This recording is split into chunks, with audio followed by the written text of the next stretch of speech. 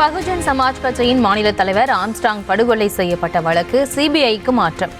6 மாதத்தில் முதற்கட்ட குற்றப்பத்திரிகையை தாக்கல் செய்ய வேண்டும் என உயர்நீதிமன்றம் உத்தரவு.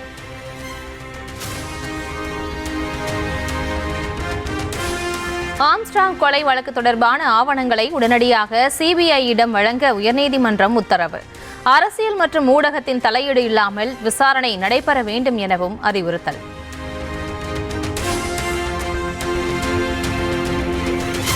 வேலூர் மாவட்டம் குடியாத்தத்தில் பள்ளி சென்று வீடு திரும்பிய 4 வயது சிறுவன் கடத்தல். காரில் வந்த கும்பல் தந்தையின் முகத்தில் மிளகாய் பொடியை தூவி கடத்தி சென்ற பகீர் சம்பவம். பட்டப்பகலில் குழந்தை கடத்தப்பட்ட சம்பவத்தால் குடியாத்தத்தில் பதற்றம். மகனை காப்பாற்ற சென்ற தந்தையை காரில் தரதரவென இழுத்து வீசிய கும்பல்.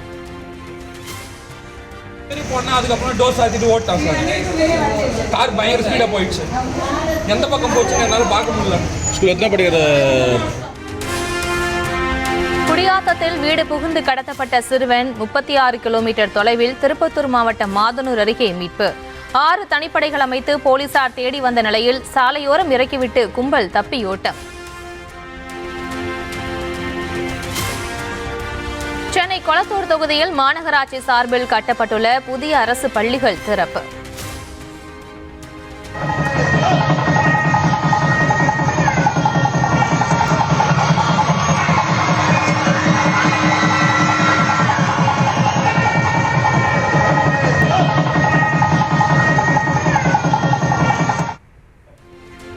குழந்தைகளுடன் கலந்துரையாடியதுடன் நலத்திட்ட உதவிகளையும் வழங்கினார் முதலமைச்சர் மு.க. ஸ்டாலின்.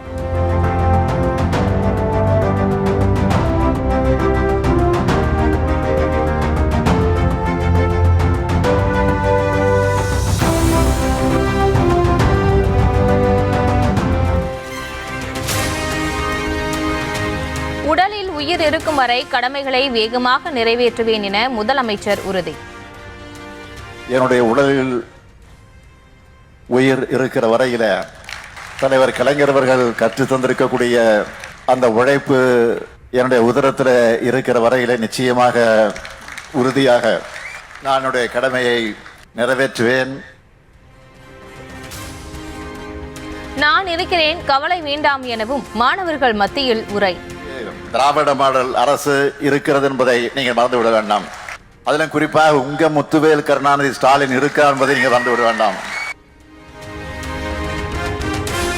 கல்வியால் பெறப்படும் அறிவை கொச்சைப்படுத்த சிலர் முயற்சிப்பதாக முதலமைச்சர் குற்றச்சாட்டு. கல்விதான் கடைசி வரை துணை நிற்கும் என்பதை மறந்துவிடக் கூடாது என மாணவர்களுக்கு அறிவுரை. கல்வியினால் பெறப்படும் அறிவை கொச்சைப்படுத்த பலர் நினைச்சுக்கிட்டு இருக்கிறாங்க. படிப்பு தான் உங்களுக்கு கடைசி வரை துணை நிற்கும். அதுதான் உங்கள் வாழ்க்கையில உறுதுணையாக இருக்கும்.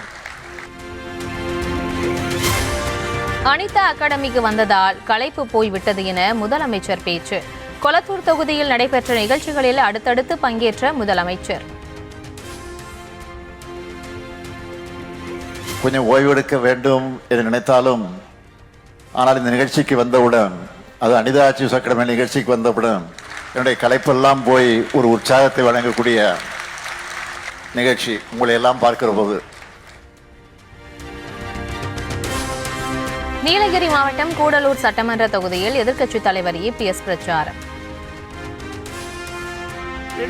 ஸ்டாலின் பேசும்போது ஒரு கருத்து சொல்லியிருக்கிறார். நாட்டிலேயே ரோல் மாடல் ஆட்சி செய்வது ஸ்டாலினா. ரோல் மாடல் ஆட்சி செய்வது ஸ்டாலினா. அப்படியா செஞ்சுட்டு இருக்காரு. கல்வியில் தமிழகம் முதலிடம் பிடித்ததற்கு அதிமுக ஆட்சிதான் காரணம் என பெருமிதம். தந்தையை மகனும் மகனை தந்தையும் மாறி மாறி புகழ்ந்து கொள்வதாக இபிஎஸ் விமர்சனம். நாட்டு மக்கள் யாரும் முதலமைச்சர் மு.க. ஸ்டாலினை புகழ்ந்து பேசவில்லை என கிண்டல். கூட்டத்தின் வாயிலாக தெரிவித்துக் கொள்கிறேன். ஆகவே திரு உதயநிதி ஸ்டாலின் அவர்களே, நீங்க எங்க அப்பாவை புகழ்ந்து பேசுறீங்க. அப்பா ஸ்டாலின் அவர்களை புகழ்ந்து பேசுறீங்க. திரு ஸ்டாலின் அவர்கள் தன் மகன் உதயநிதி ஸ்டாலின் அவர்களை புகழ்ந்து பேசுறாங்க. நாட்டு மக்களா புகழ்ந்து பேசுறாங்க உங்களை இல்ல. அப்பாவை மகன் புகழ்ந்து பேசுறார், மகன் அப்பா புகழ்ந்து பேசுறாங்க.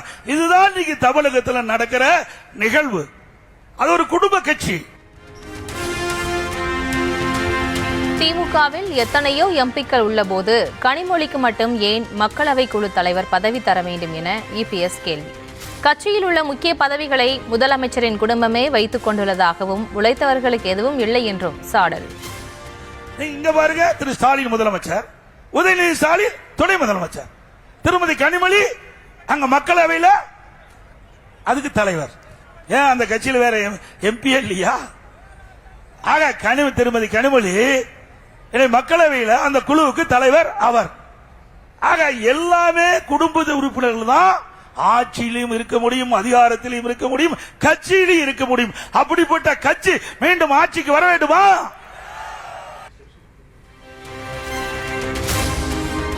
செல்வ பெருந்தகை பல கட்சியிலிருந்து வந்தவர் என்பதால் காங்கிரஸ் மீது விசுவாசம் இல்லை. திமுகவை தாங்கி பிடிப்பதில்தான் குறியாக இருக்கிறார் என எதிர்க்கட்சித் தலைவர் இபிஎஸ் சாடல். அதேபோல இன்றைக்கு காங்கிரஸ் கட்சி தலைவர் திரு செல்வ பெருந்தகை பேசுறார். அவர் பல கட்சியிலிருந்து வந்தவர். இந்த பிச்சைக்காரர் ஒட்டு போட்ட சட்டம் போட்டிருப்பான் பாத்தீங்களா? பிச்சைக்காரர் ஒட்டு போட்ட சட்டம் மாதிரி இவர் பல கட்சிக்கு போயிட்டு வந்திருக்கார். அப்பப்போ எந்த கட்சிக்கு போறாரோ அந்தந்த கட்சியுடைய கொள்கையை கடைபிடிக்கிறவர் தான் செல்வ பெருந்தகை. உண்மையிலேயே காங்கிரஸ் கட்சி தொண்டனாக இருந்தால், காங்கிரஸ் கட்சி மீது பற்று இருந்தால், ஆரம்ப காலத்தில் இருந்து காங்கிரசுக்கு உழைத்துக் கொண்டிருந்தால் அந்த எண்ணம் வந்திருக்குமா? ஆக அவருக்கு அந்த எண்ணம் எல்லாம் இல்ல. திமுகவை தாங்கி பிடிக்க வேண்டும்.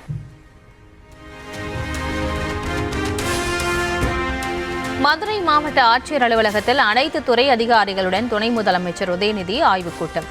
தேனூரில் கலைஞர் கனவு இல்லம் திட்டத்தின் கீழ் கட்டப்பட்டு வரும் வீடுகளை பார்வையிட்டு அதிகாரிகளுடன் ஆலோசனை. கூட்டணி குறித்து அண்ணாமலை பேச்சுவார்த்தை நடத்தும் நிலையில் தமிழக பாஜகவுக்கு யார் தலைவர் என செய்தியாளர்கள் கேள்வி. அண்ணாமலை டிடிவி தினகரன் சந்திப்பு மரியாதை நிமித்தமானது என அவர்களே கூறியிருப்பதாக நயினார் நாகேந்திரன் பதில். நீங்க கேட்குற கேள்வியே சரியில்லை. நீங்க தலைவரா அவர் தலைவரானா எங்களுக்குள்ள சண்டை மூட்டுற மாதிரி இருக்கு. அதாவது அவர் சொல்லும்போது என்ன சொல்லியிருந்தாங்கன்னா, நட்பு ரீதியாக இப்போ எனக்கும் எல்லா கட்சியிலும் நட்பு ரீதியாக ஆள் இருக்கிறாங்க. அவங்க போய் சந்திச்சிருக்கிறாங்க, அதை சந்திச்சு அவங்க சொல்லியிருக்கிறாங்க. திமுக கூட்டணியில் அதிக தொகுதியில் போட்டியிட திட்டமா என செய்தியாளர்கள் கேள்வி. தேர்தல் நேரத்தில் முடிவு செய்யப்படும் என பதிலளித்த விசிக தலைவர் திருமாவளவன். வரக்கூடிய தேர்தலில் உங்களுடைய போட்டியிடும் இடங்கள் ஏதாவது அதிகரிக்க தொண்டர்கள், கட்சி நிர்வாகிகள் ஏதாவது ஆலோசனைகளை வலியுறுத்தி இருக்காங்களா? தேர்தல் நேரத்தில் சொல்லுவோம். இப்போ ரொம்ப டூ ஏர்லி நீங்கள் கேட்குறது. தேர்தல் நேரத்தில் சொல்லுவோம். இப்போ ரொம்ப டூ ஏர்லி நீங்கள் கேட்குறது. தேசிய ஜனநாயக கூட்டணியில் இருந்து வெளியேறிய முடிவை மறுபரிசீலனை செய்ய வாய்ப்பே இல்லை. அமமுக பொதுச் செயலாளர் டிடிவி தினகரன் திட்டவட்டம். இல்லை அது உங்களுக்கு எல்லாருக்கும் கிளியராக தெரியும். அது மறுபரிசீலனை செய்ய முடியுமா முடியாதாங்கிறது உங்களுக்கு தெரியும். அதனால என்னை பொறுத்த வரைக்கும் பழனிசாமி முதலமைச்சர் வேட்பாளர் அப்படிங்கிற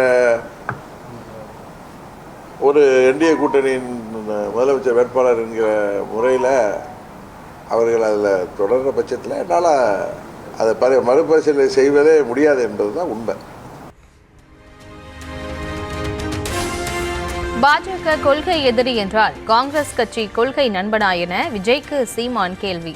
தனது தம்பி விஜய் திடீரென ஈழத் தமிழர்கள் பற்றி பேசுவது பிரதமர் மோடி திருக்குறள் கூறுவது போல் இருப்பதாகவும் கிண்டல். பாரதிய ஜனதா கொள்கை எதிரி என்றால் காங்கிரஸ் உங்க கொள்கை நண்பனா? வருமா வராத இந்த கேள்வி? உங்களுக்கு வரல, எனக்கு வரும்ல. தம்பிக்கிட்ட கேட்கணும்னு தோணும். காங்கிரஸ் அப்போ கொள்கை நண்பனா? என் தம்பி திடீர்னு மீனவர் இந்த எங்கள் ஈழத்தமிழர்களெல்லாம் நம்ம ஈழத்தமிழர்லாம் பற்றி பேசுகிறது எப்படி இருக்குன்னா, எங்கள் ஐயா மோடி தமிழ் பேசுகிற மாதிரி இருக்குது, திருக்குறள் சொல்கிற மாதிரி, அவையுடைய பாட்டை சொல்கிற மாதிரி இருக்குது. திருமண மோசடி பாலியல் வழக்கு குறித்து ஊடகங்களில் பேச சீமானுக்கும் விஜயலட்சுமிக்கும் தடை. உத்தரவை மீறினால் கடும் நடவடிக்கை எடுக்கப்படும் என உச்சநீதிமன்றம் எச்சரிக்கை.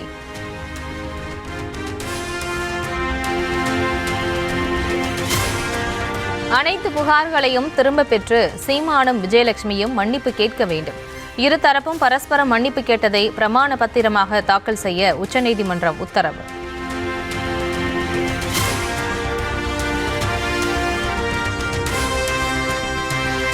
ராமநாதபுரத்தில் ஆவின் பால் லிட்டருக்கு ஒரு ரூபாய் முதல் 8 ரூபாய் வரை அதிக விலைக்கு விற்கப்படுவதாக புகார்.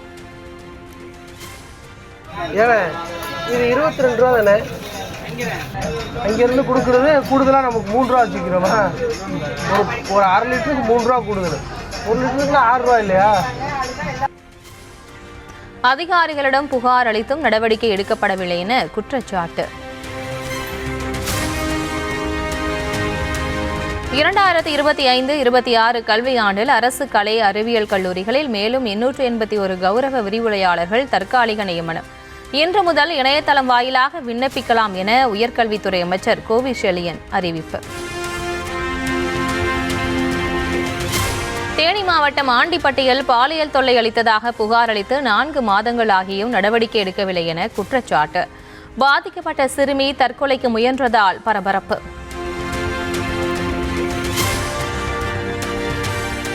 சென்னையில் ஆபரண தங்கத்தின் விலை சவரனுக்கு 320 ரூபாய் குறைவு. ஒரு சவரன் 84,800 ரூபாய்க்கு விற்பனை.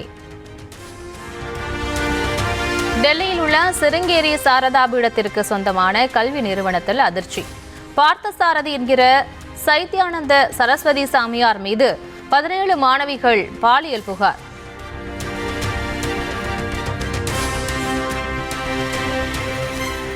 மாணவிகளின் பாலியல் புகாரை அடுத்து சிருங்கேரி சாரதா பீட சாமியார் சைதன்யானந்த சரஸ்வதி தலைமறைவு. கடைசியாக ஆக்ரா பகுதியில் நடமாட்டம் இருந்ததால் சிசிடிவிக்களை ஆய்வு செய்யும் போலீசார்.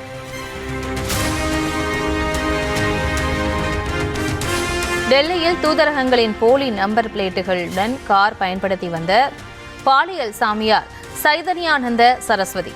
மாணவிகளின் பாலியல் புகாரை அடுத்து போலீசார் நடத்திய அதிரடி சோதனைகள் அம்பலம்.